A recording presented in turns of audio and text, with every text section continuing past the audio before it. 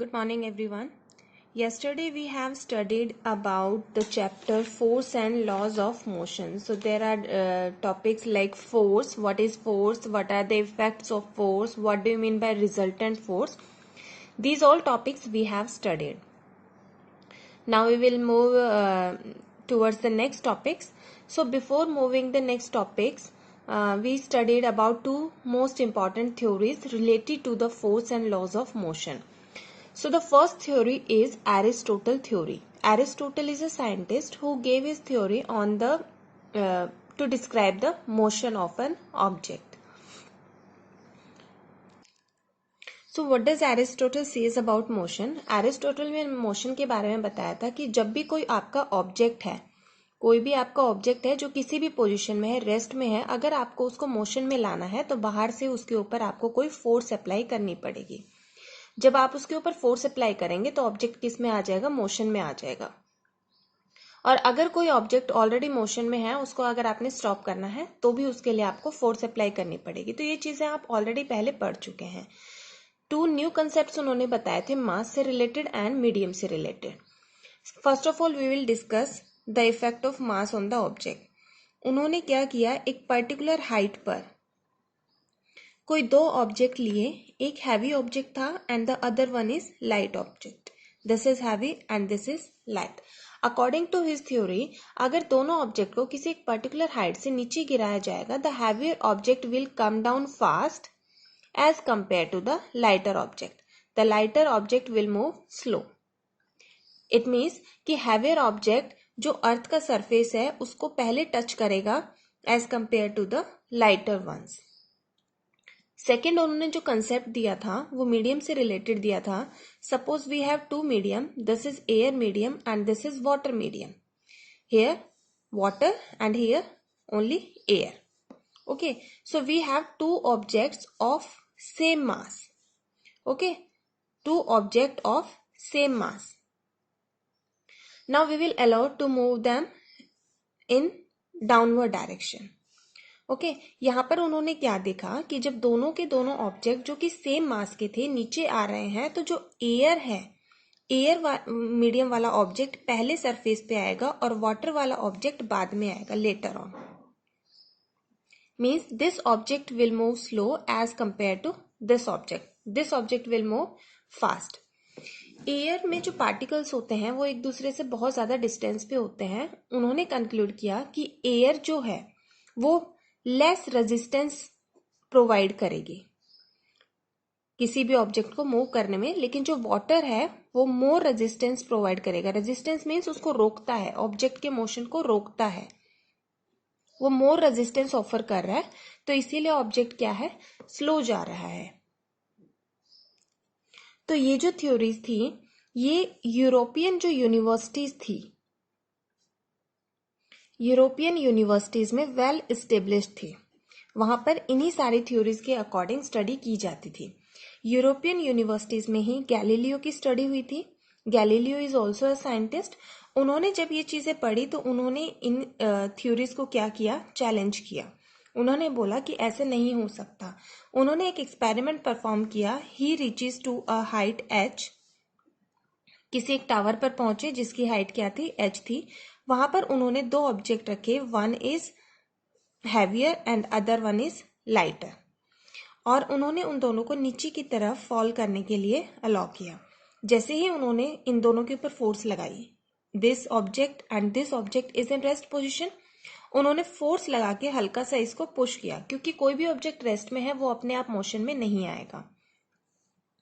ठीक है, तो इन्होंने क्या किया, उसको पुश किया, हैवियर को और लाइटर को. तो जैसे ही ये दोनों ऑब्जेक्ट आए, दोनों के दोनों ऑब्जेक्ट सेम स्पीड से अर्थ के सरफेस पर पहुंचे और सेम टाइम में.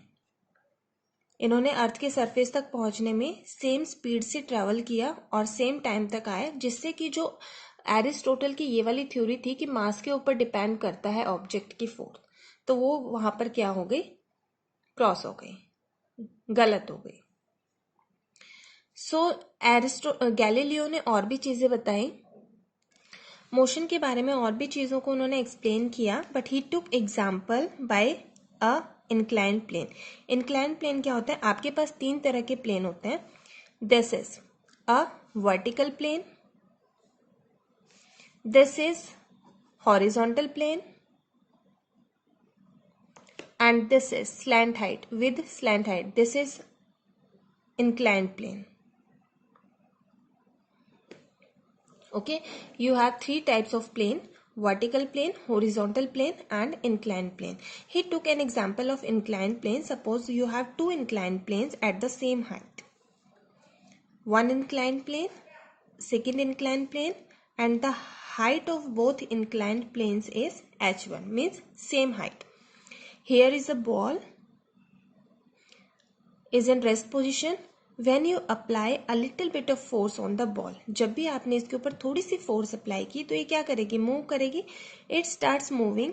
यहाँ से ये नीचे आई और यहाँ से ये ऊपर चली गई.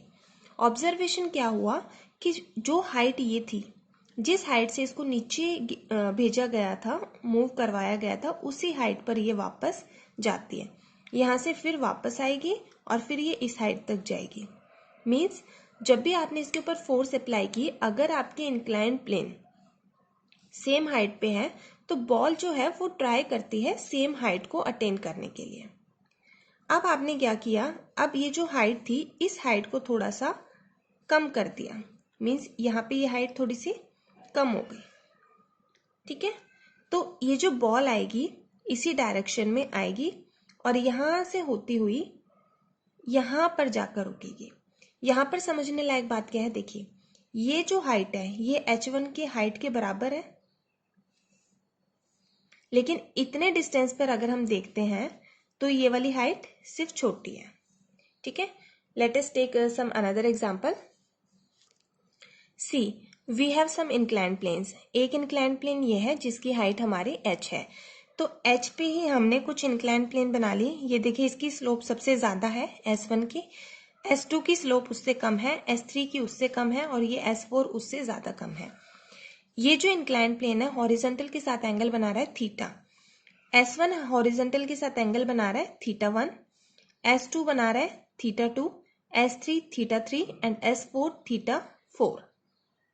ठीक है, और जैसे जैसे एंगल ये क्या हो रहा है? डिक्रीज होते जा रहे हैं. स्लोप भी क्या हो रही है? डिक्रीज हो रही है.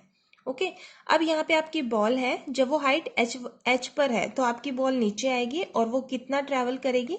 अगर इन दोनों की सेम हाइट है तो वो सेम डिस्टेंस ट्रैवल करेगी, सेम हाइट पर जाएगी. उसके बाद आप लोगों ने इसकी हाइट को थोड़ा, ये जो स्लोप है इसकी स्लोप से थोड़ा कम स्लोप कर दिया, इसको स्लोप डिक्रीज हो गई. बॉल यहां से आई और यहाँ S2 हाइट पे, हाइट वो हमेशा सेम अटेन करेगी. लेकिन आप एक चीज देख सकते हो कि यहां से लेकर यहां तक का S1 का जो डिस्टेंस है और ये वाला जो डिस्टेंस है इसमें डिफरेंस है. S2 के टाइम पे जब स्लोप थोड़ी कम हो गई तो वो डिस्टेंस ज्यादा ट्रेवल कर रही है लेकिन हाइट सेम जा रही है. थर्ड केस में देखिए, बॉल यहां से आएगी, यहां पर जब वो S3 स्लोप के अकॉर्डिंग जाएगी, स्लोप और कम है, तो ये जो लेंथ है इस लेंथ के कंपैरिजन में ज्यादा है. You can easily view it, otherwise you can measure it from the scale. Okay, this length is less than this length, means height will be same.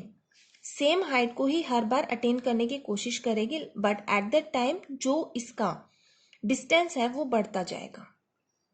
Now you can see from the distance 4, from here to here the distance is large but the height is same.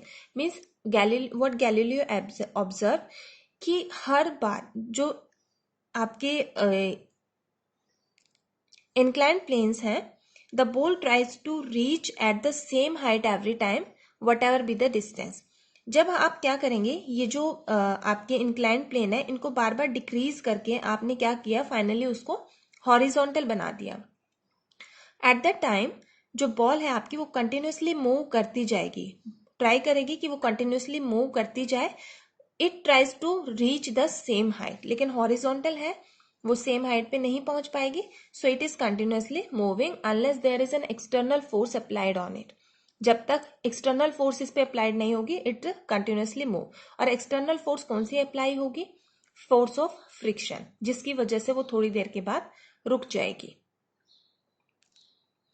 सो ये हमारी 2 theories थी, Aristotle theory and Galileo's theory, जो कि force को या motion को relate करके आपस में एक्सप्लेन कर रही थी. From next module, we will start Newton's laws of motion. These are very important types of motion. So before going, so this module is up to here only. Next things we will study in next module. Thank you.